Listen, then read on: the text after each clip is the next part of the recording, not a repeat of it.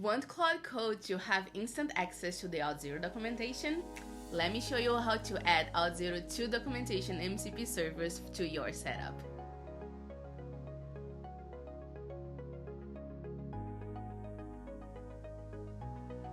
Without these servers, Claude only knows what was in its training data or what it could have scraped from the web, which might be outdated, incomplete, or worse, incorrect.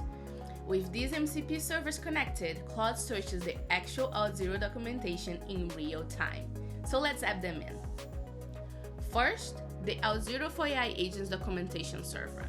This documentation explains details on building protected AI agents with Auth0.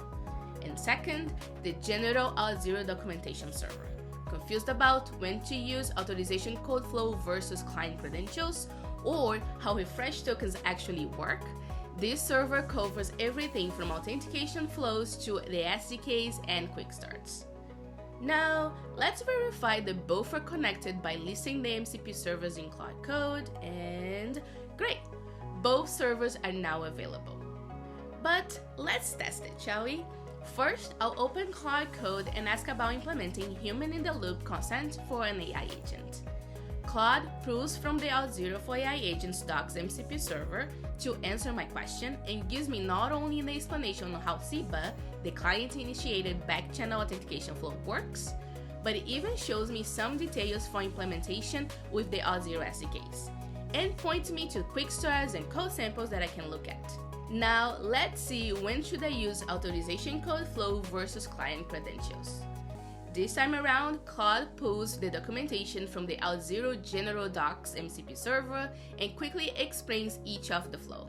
It gives me some rules on how to pick one versus the other, and since Claude had just put the documentation on CIBA, even points out that CIBA is worth knowing. Pretty neat, right? With these two MCP servers, Claude Code has direct access to all Auth0 documentation. Questions about implementing protected AI agents or General Auth0?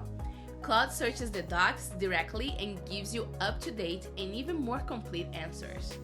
Before you go, let me give you a tip.